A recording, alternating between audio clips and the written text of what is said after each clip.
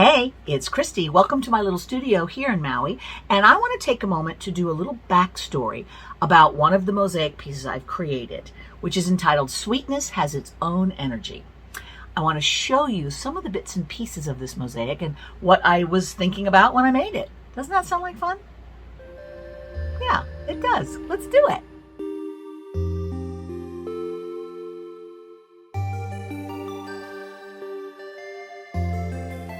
So I named this piece, Sweetness Has Its Own Energy. And the reason I did that is obviously you see the bees here with this amber that kind of hints at the honey, hence the sweetness. But there is an energy to the piece, is sort of flowing out of circular waves of energy. And I don't know, I think that's something that I kind of play with a lot when I'm creating things, a sense of happiness, well-being, energy, completeness, moving. Those kinds of things are always very interesting and intriguing to me. So, and I'm also very fond of the idea that trying to live a more happy life, a sweet life, indulging yourself to some degree so that you can enjoy being alive. Those are really important things to me. So I kind of bring that up whenever I'm creating something, if it's appropriate, which I felt it was in this piece. So I just wanted to kind of point out a few of the things here, because I think when I'm creating something, I'm using a lot of pieces that have story to them. So I really think that getting to know the piece is a way of kind of understanding what's in there. It's not just a collection of a bunch of random bits. The bits have their own backstory. So I thought I'd kind of talk to you about that. So this piece started with this stone right here. This is a kyanite fan that's been treated with titanium to bring out this iridescent color, which I didn't know anything about, and I had to do all the Googles on that and find out the science. But kyanite is a really interesting stone, and it occurs mostly in blue, hence the name kyanite, which comes from the same root as cyan, which is blue. Normally it's a blue stone, which I just love. Kyanite is really great. It's got a lot of chatoyance in it so that it catches the light in those crazy ways and shimmers niftily. But this actually starts out as a black kyanite. So there's only a few colors of kyanite, blue being the most common, black, and then there are some oranges. But it naturally crystallizes in this funky fan shape, right? So in order to turn it from a black kyanite into this wonderful peacock, apparently science is involved, where it gets bombarded with titanium and heat and a vacuum and all kinds of other fancy things, but it comes out with this cool look. So I forget which bead show I was at and where, but someone who was selling stone had this. And at the time, I had no idea that that wasn't naturally occurring, because there are some stones that have sort of a peacock iridescence to them. And I thought, oh, wow, that's really cool. So I read about it afterwards and realized, no, that sort of helped along. Nature starts and then man finishes the rest. And I'm still fine with that. It turned out really cool. And I've loved this stone. I've had it for a long time, maybe 7, 8, 9 years before I actually used it in something. And this happens to me a lot, where I'm making something, or I see something knowing I'm going to make something, but it may take a while before that something occurs to me. And that's certainly what happened in this instance. So this has been in the back of my brain for a while. And I was sorting through some of my stuff, came across it again, and thought, I'm going to make something with that. So I set it aside where I could see it so that my brain would play around with it for a bit.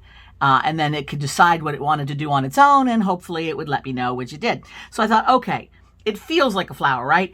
And the reason it became a flower is looking again through my stash of goodies, all my little treasures. I came across this antique stick pin, and then it's just like, oh, well, now it's a flower for sure. So this antique stick pin I found somewhere like a flea market or something when I was in the UK.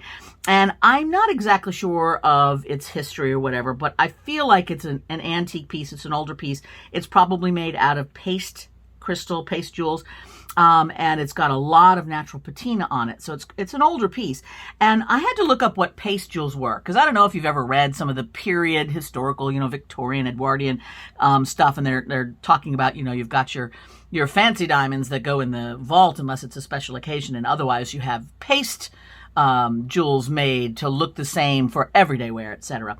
But apparently they're called paste because it's a high lead content glass that the components, the whatever you use to make glass, are mixed in this paste-like thing before they're poured into their molds fired and then ground down into crystals. So I always wondered about that because, you know, I don't know about you, but when I think of paste, I think of library paste and that white gooey mess. And like, that's obviously not that. So what?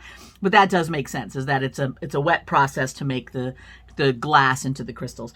So anyway, I had this old piece and I thought, well, those two together are going to look really fun. Now I like to incorporate some sculptural elements that I make out of polymer clay or other things in with my mosaic assemblage. So I had a couple of leaves that I was showing to some group or whatever on how to make some leaves. And I thought, well, shoot, that's going to work out great. So I started laying this thing out and putting the little flowers, and then started, since I had blue here, I started gathering up all this different lapis that I had and blue glass that I had. And of course, there's blue dichroic glass, which is a whole wonderful iridescent something, something. And, you know, just the different components of all of that. And it needed something. It needed a color. You know, I had all my blues in place, but what? And I like to play with sort of contrasting colors often and see what complements each other well. And I had these ambers, and I'm going to tell you about that in a minute, but I had those floating around and I thought, well, shoot, I love the way gold and lapis look together. Thank you, Egypt, because that figured prominently in ancient Egyptian artwork, where the beautiful deep blue lapis, like these stones here, were paired with gold, mostly because naturally occurring lapis often has a golden stone mixed in with it. I'm not exactly sure if it's pyrite or what it is, but I didn't Google that, so I probably should have. But it's already coming with a little bit of gold in it often, so that's a good combination. But I just thought, well, this yellow and gold, again, that looks good, right? Yeah. So as I started compiling, you know, some of the pieces and thinking about what I wanted to do, I thought, well, you know, if there's going to be this funky weirdo flower, there ought to be some bees. So the way I made these bees is I take a little ball of either epoxy clay or polymer clay, whichever I've got handy, and they both work similarly, and flatten it out into a little cabochon shape. And then I cover it with 24 karat gold leaf. And then I'm using a sgraffito method to scratch the design through the gold leaf to expose the darker clay body underneath. Sgraffito is an old process. It's been around for, millennia, and it is just that. You've got one color underneath, a different color on top, the top layer scratched off to reveal the undercolor. Remember in kindergarten where you put all your crayons down and then you painted it with the black tempera paint and then used a toothpick or whatever to scratch through a design? That's sgraffito. So, right? Cool. So now I was going to tell you about this little amber. So if we've got bees here, something honey-like is definitely appropriate. So this little amber beaded bits going all around. I was in Japan with some friends, and I was just in this lovely little spot. We had went to a place with a shrine, and it had like an open-air market area. We had a fun day. And as we were walking along in this large open-air market full of a billion little stalls and people milling about and everywhere, it caught my eye, and I looked down, and there was a little necklace made of amber beads just on the floor, kind of kicked off into a corner somewhere. And I picked it up, of course, and looked all around.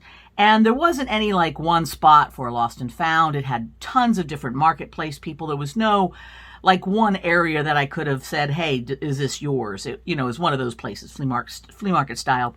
And I thought, well, I don't know whose amber necklace this was once upon a time, but I very much appreciate that I will now give it new life and share it with other people. So that's what I did. I used this lovely, and by the look of it, it was something that somebody had worn for a long time. The beads had been worn down. There was a little amber nugget as a pendant part that had obviously been worn for a long time. So I feel bad, whoever's lovely pendant treasure, that amber necklace treasure that lost it. But I hope, you know, however this works out in the universe, that I'm using it now and kind of sharing its beautiful honey-like glow in this piece. So when I go to put these things together, what I do is I usually work in stages. So I knew I wanted to do this flowery part, right? So I mix up some epoxy clay. I use epoxy clay, specifically ApoxieSculpt. That is my epoxy clay of choice. And I mix that up and I lay it down in the section I'm going to work on first. So I just did this little guy first, right? Laid that down. And I thought, okay, well, I'm going to add some amber, some gold, since I had my concept already. You know, put some gold beads here. These are all gold-plated beads of various kinds.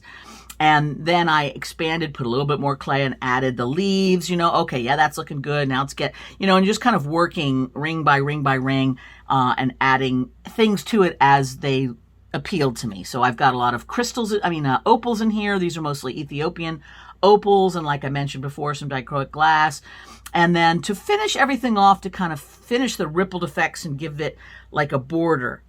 Sometimes I'll work in a shape, but this one felt very rounded, so I left it that way. These are all little glass beads. Some of these are vintage cut glass beads. Others of them are just, whatever I had around, and just did concentric rings of that. And then I also had some black spinel. Spinel is in the same family as ruby and some of those hard gemstones. And a spinel itself is a gemstone, very similar in the sapphire family and all that. But I had some black ones, some tumbled black ones, which I really liked. Often I will put black as sort of a background to let everything else pop against it. Oh, and one last little piece here. I have a little fine silver piece with a lovely patina on it by a fellow artist, Christy Anderson, who does a lot of wonderful silver clay work. And I had that lying around, and it seemed like it added to that whole feeling of a flower there. Okay, so I got everything assembled. I let it dry. Epoxy clay takes about 24 hours to fully cure, and you can work on it in stages as I did. Let the whole thing just finish, and then look at it for a while and decide, did it want to stand on its own or did it want to have a background? And I don't always put a background on it, but sometimes I do. And this one seemed like it needed something to protect it, to let it stand out a bit. So I've got a wooden canvas here that's painted with acrylic.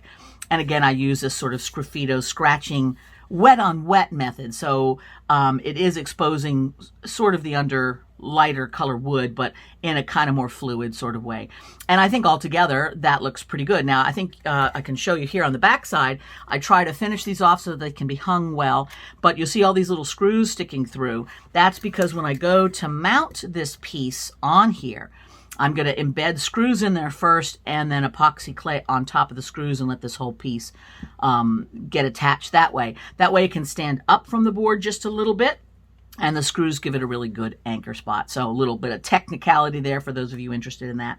But I think overall it makes a pretty strong piece, don't you?